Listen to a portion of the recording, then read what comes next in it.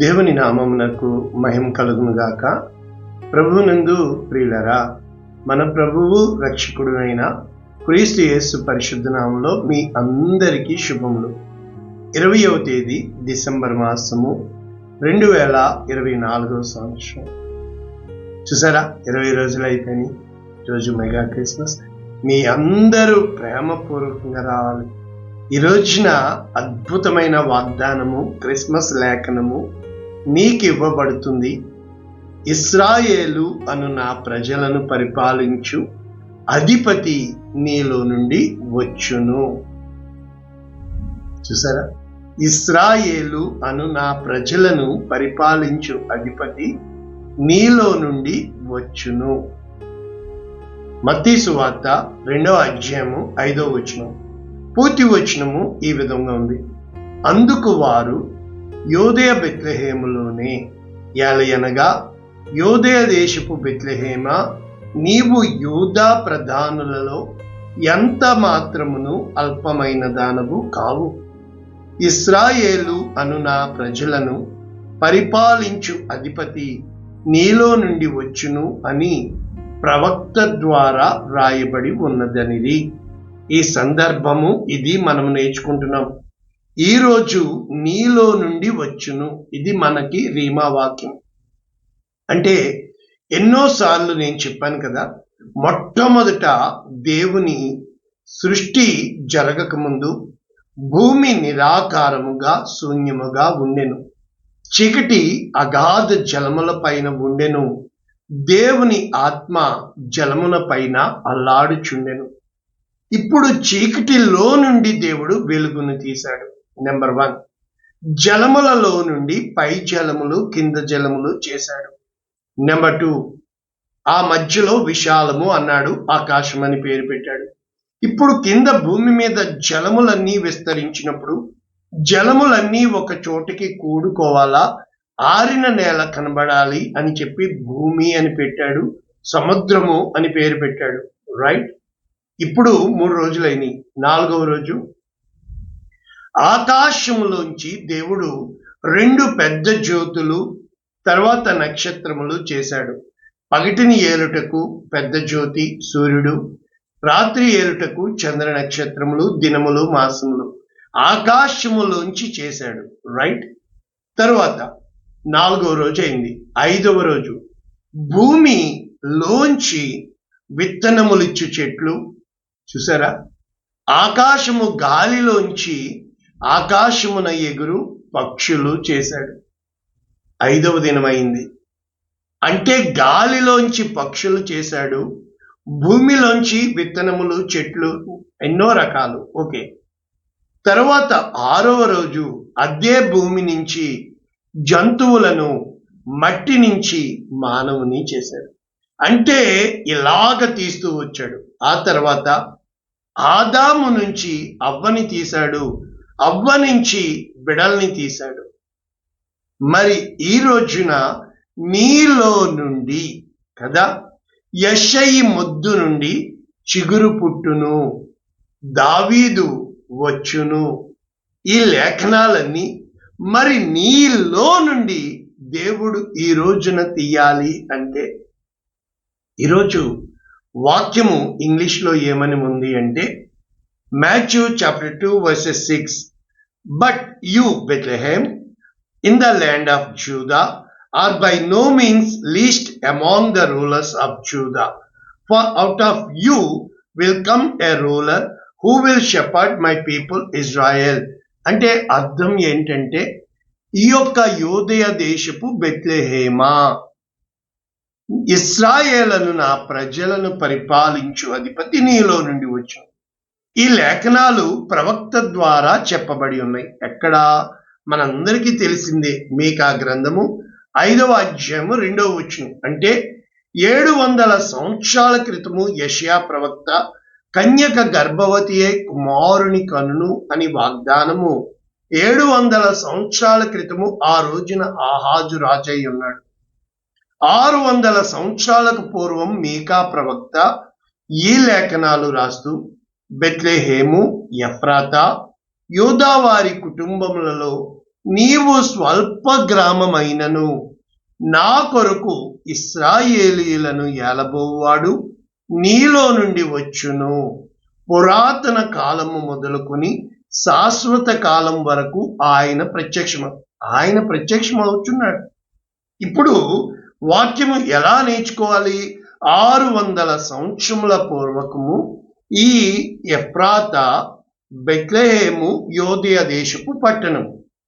ఇప్పుడు ఈ బెత్లెహేము దేనికి సిటీ ఆఫ్ డేవిడ్ అంటే దావీదు పుట్టిన స్థలము పేరు బెత్లెహేము.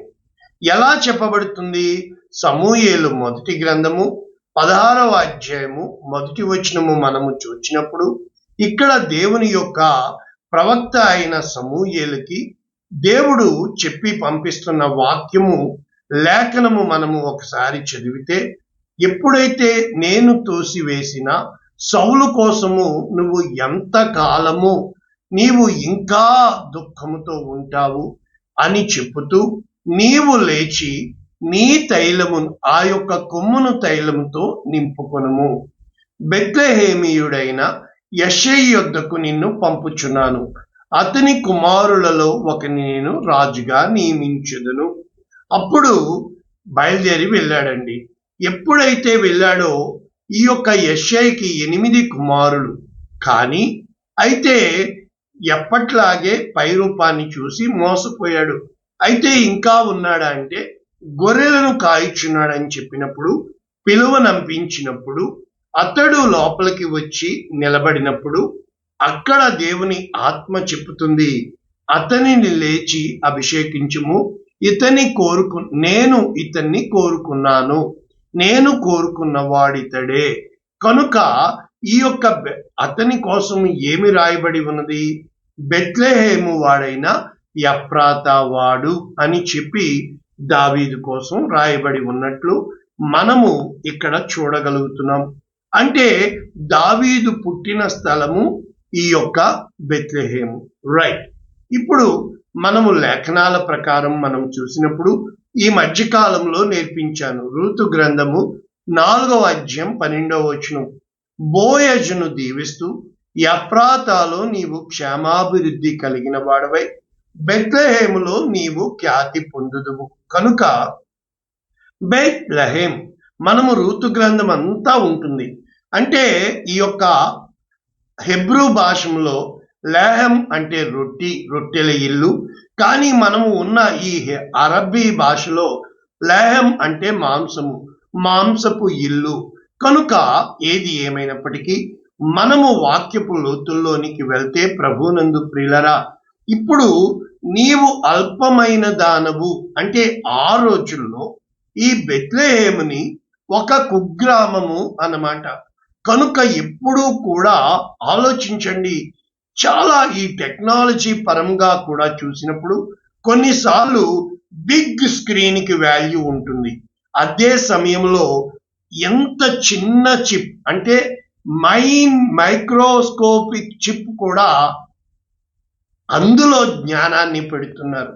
అంటే అల్పమైనవి అని లేవు, స్వల్పమైనవి లేవు, అత్యున్నతమైనవి అని లేవు. దేని విలువ దానికి ఉంటుంది. ఎగ్జాంపుల్కి ఈ యొక్క పేదవారు ఆడుకునే బాల్స్ అన్ని పెద్దగా ఉంటే గొప్పవారు నీవు పెరుగుతున్న కొలది, గొప్పవాడు అవుతున్న కొలది బాల్ సైజ్ తగ్గిపోతూ ఉంటుంది.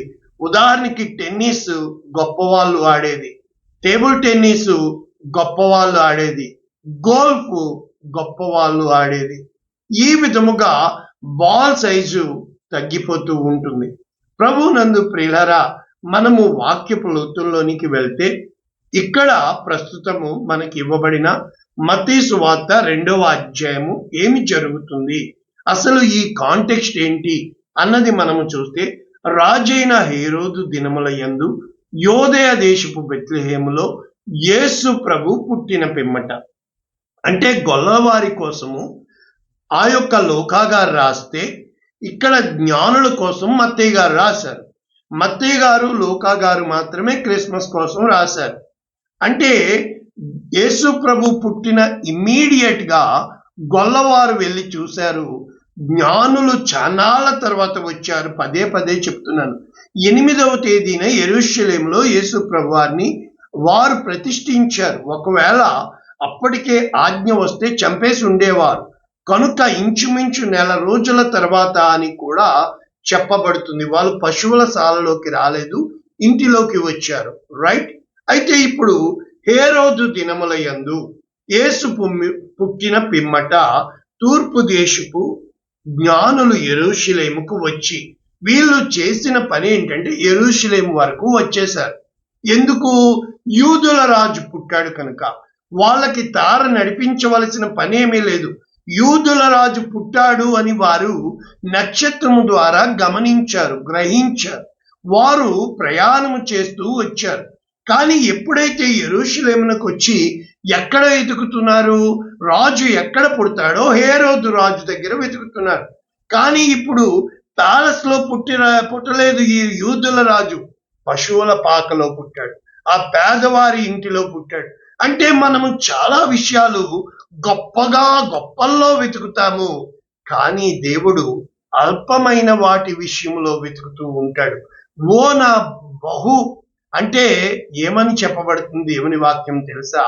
ఈ చిన్న దానిలో నువ్వు నమ్మకముగా ఉన్నావు కనుక బలా నమ్మకమైన మంచి దాసుడా.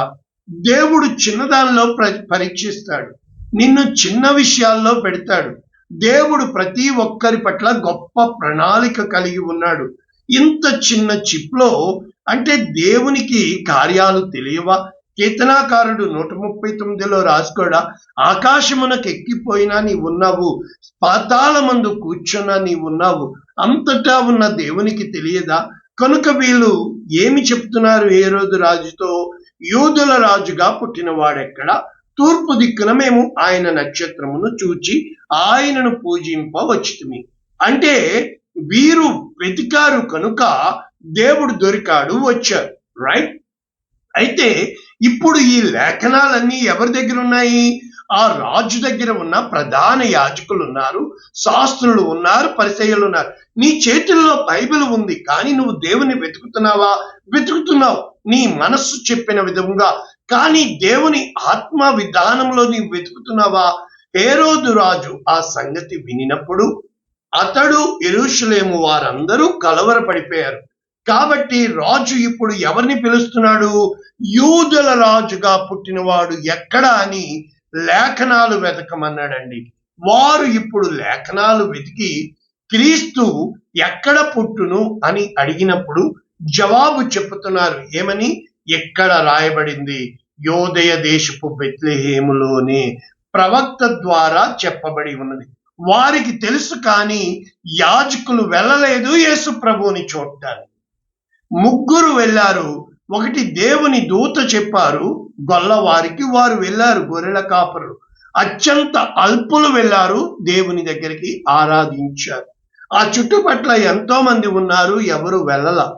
అదే విధంగా రాజ ప్యాలెస్ లో ఉన్న ఆ యొక్క కింగ్స్ ప్యాలెస్ లో ఉన్న గొప్ప యాజకులు లేఖనాలు ఉన్నాయి, కానీ వారు వెళ్ళల. ఎక్కడి నుంచో నక్షత్రము చూసి వచ్చిన జ్ఞానులు వెళ్ళారు.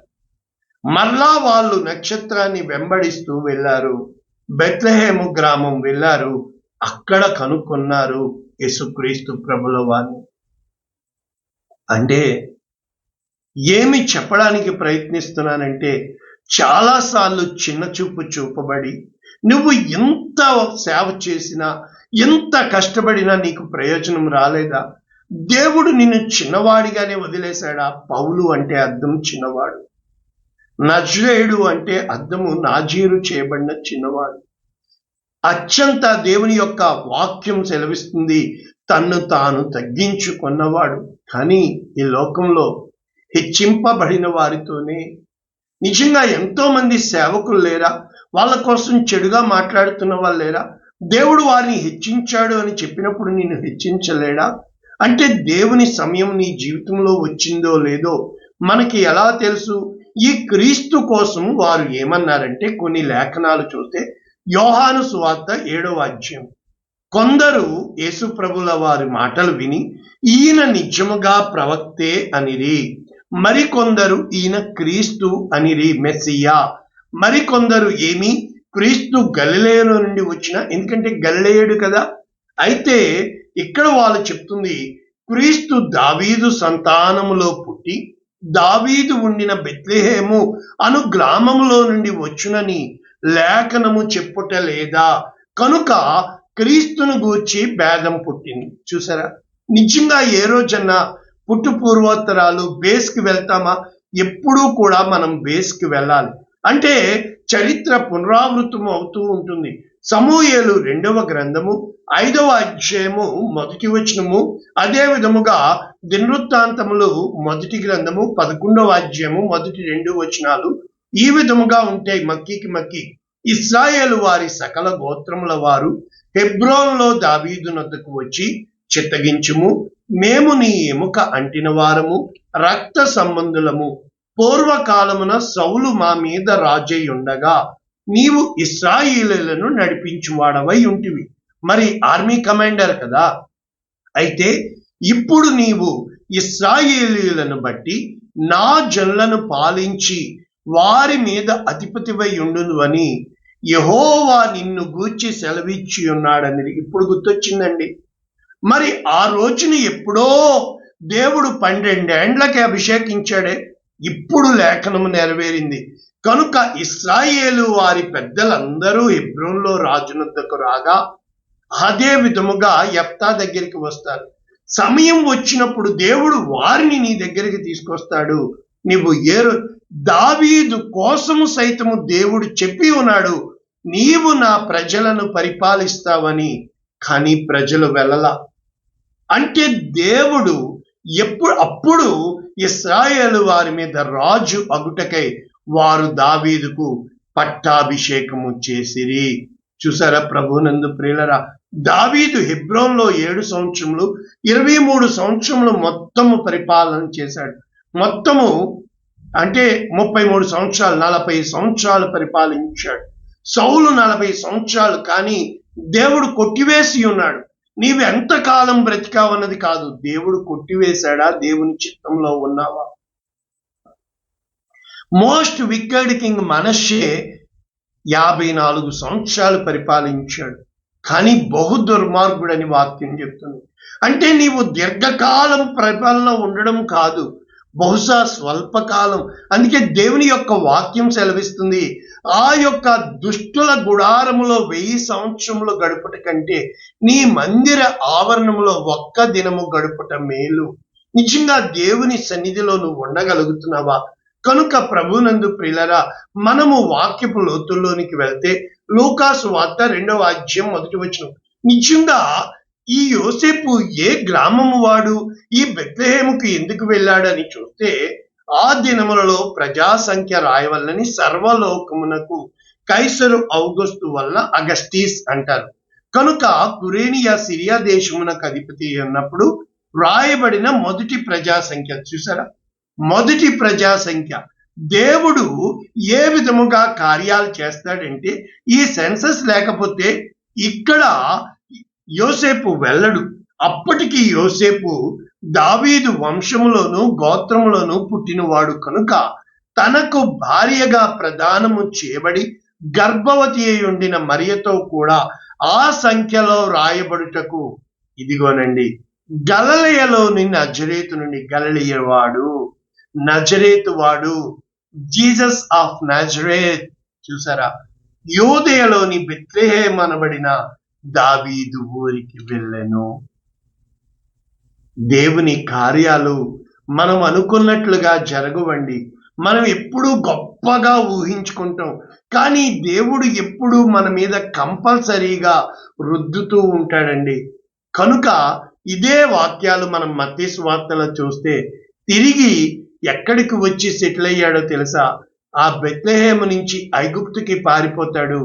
ఈలోపు హేరోదు చనిపోయాడు అన్నప్పుడు వచ్చి తిరిగి అక్కడికి వెళ్లకుండా యోదయ దేశమునకు వచ్చి గలిలయకు వచ్చి తిరిగి నజరేతులో సెటిల్ అవుతాడు. కనుక ఆయన నజరేయుడు అనబడెను. ఇన్ని లేఖనాలు ఉన్నాయి. మరి ఇంత గొప్ప బైబిల్ గ్రంథము, నిన్న నేను చెప్పానే, దేవునికి సమస్తము తెలిసే ఆయన అన్యాయస్తుడా? ఇదిగో యోహాను సువార్త మొదటి అధ్యాయం 45 ఫిలిప్పు నతనయేలును కనుగొని ధర్మశాస్త్రములో మోషేయు ప్రవక్తలు ఎవని గూర్చి వ్రాసిరో ఆయనను మేము కనుగొన్న మెస్సియా, ఆయన యోసేపు కుమారుడైన నజరేయుడగు యేసు అని అతనితో చెప్పాను. చూసారా ఎంతమంది సాక్ష్యం చెప్తున్నారు? మెస్సియా ఎవరు? యోసేపు కుమారుడైన నజరేయుడైన యేసు. అప్పుడు నతనయేలు ఏమంటున్నాడో తెలుసా? నజరేతులో నుండి మంచిదేదైనా రాగలదా? అప్పుడు వచ్చి చూడుము. చూసారా, వచ్చి చూడుము. సమరీ స్త్రీ వచ్చి చూడుము, పోయి చూడుడి. ఏ రోజన్నా నిజంగా వెళ్ళి ఆ వ్యక్తి ఎటువంటి వాడో కూర్చొని మాట్లాడావా? ఎందుకమ్మా నోరు నోరు నోరు బ్రాడ్కాస్టింగ్? నిజంగా ఎన్నో విషయాలు కదా నువ్వు పరీక్షించగలిగావా? ఇప్పుడు ఇంతకీ దేవుడు ఎవరిని ఎంచుకుంటాడు? ఇర్మియా గ్రంథం 30వ అధ్యాయం 19వ వచనం, జనులు తక్కువ మంది కాకుండా నేను వారిని విస్తరింపచేసేదను, అల్పులు కాకుండా నేను వారిని ఘనులుగా చేసేదను. ఇశ్రాయేలు వారు లెక్కకు బహు తక్కువ మంది, కానీ స్వల్ప జనమా నేను నిన్ను ప్రేమించాను. వారిలో ఒంటరి అయిన వాడు 1000 మంది. దేవుడు ఎప్పుడూ కూడా చిన్నవారి మీద లక్ష్యం ఉంచుతాడు. కొరింథీయులకు రాసిన మొదటి పత్రిక 1వ అధ్యాయం 26వ వచనం, సహోదరులారా మిమ్మును పిలిచిన పిలుపును చూడుడి. మీలో లోకరీతిని జ్ఞానులైనను ఘనులైనను గొప్ప వంశపు వారైనను అనేకులు పిలువబడలేదు. ఇది లోకరీతి. లోకంలో ఎవరు కావాలి?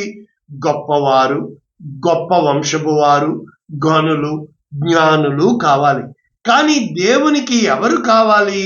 జ్ఞానులను సిగ్గుపరచుటకు లోకములో నుండి వెర్రివారిని, బలవంతులైన వారిని సిగ్గుపరచుటకు లోకములో బలహీనమైన వారిని దేవుడు ఏర్పరచుకున్నాడు. ఎన్నికైన వారిని వ్యర్థము చేయుటకు లోకములో నీచులైన వారిని, తృణీకరింపబడిన వారిని, ఎన్నిక లేని వారిని. మరి ఆయన తృణీకరింపబడిన వాడు, వ్యసనాక్రాంతుడు, మనుష్యుడు చూడలేని వాడు. నువ్వు దేన్ని బట్టి అతిశయిస్తున్నావు? ఇప్పుడు ఓ బెత్లెహేమా ఆలోచించండి. ఈరోజు బెత్లెహేముకి ఎంత ఖ్యాతి, రక్షకుడు పుట్టాడు. కేవలం ఎప్పుడు మళ్ళా బెత్లెహేముకి యేసు ప్రభు వెళ్ళా, యెరూషలేములోనే ఆయన జీవితం అయిపోయింది. ప్రభువు నిన్ను దర్శించిన కాలము నీవు ఎరుగకుంటివి. కేవలము ఆయన్ని కనడానికి ఆ ప్రజా సంఖ్య లేకపోతే కూడా బెత్లెహేము వెళ్ళరు. యేసు ప్రభు Jesus did never return to Bethlehem. ఈ రోజున ప్రభునందు ప్రియమైన దేవుని బిడ్డ, ఆ మార్గములో జక్కయ్యానికి చెప్తున్నాడు, నేడు నేను నీ ఇంట ఉండవలసిన ఆ మార్గములో ఏమని చెప్పమంటారు? ఆ బర్తిమయి కుమారుడైన తీమయి కుమారుడైన బర్తిమయి కోసం గుడ్డివాడు, ఆ 12 ఏండ్ల రక్తస్రావ రోగం కలిగిన స్త్రీ. దేవుడు ఈ రోజు నీతో ఈ క్రిస్మస్ రోజుల్లో చెప్తుంది, నీవు చిన్నదానివా, చిన్నవాడివా అయితే దేవుని ముందు నువ్వు తగ్గించుకోగలిగితే హెచ్చించువాడు దేవుడే, నిన్ను నిలబెట్టువాడు దేవుడే, నిన్ను ఖ్యాతిని కీర్తిని ఇచ్చువాడు దేవుడే. ప్రార్థన చేయండి. పరిశుద్ధుడా, ప్రేమ కలిగిన తండ్రి, విత్తబడిన వాక్యమును నిండాలుగా దీవిస్తూ వీరి బిడలకి ఆశీర్వాదంగా చేయమని, లోకంలో అల్పమైన వారిగా, స్వల్పమైన వారిగా, చిన్నబోతున్న వారిగా కుమిలిపోతున్నారే, నీవు వీరి హృదయాలు ఎరిగిన దేవుడవని, అంతరంగాలు ఎరిగిన దేవుడవని, ఆ దాస్యత్వంలో ఉన్న ఆ ఇశ్రాయేలీయులను నీవు దర్శించి చరణించి విడిపించావని, యేసు నామమున రక్షకుడు బెత్లెహేములో నుండి పుట్టునని ఈరోజు విత్తబడిన వాక్యం ప్రకారము వీరిని దీవించమని, మాలో నుండి నీ రక్షణ ప్రజలు చూచినట్లు కార్యము చేయమని యేసు నామమున దీవిస్తున్నాము తండ్రి. ఆమేన్. God bless you all. దేవుడు మిమ్మల్ని దీవించుగాక. ఆమేన్.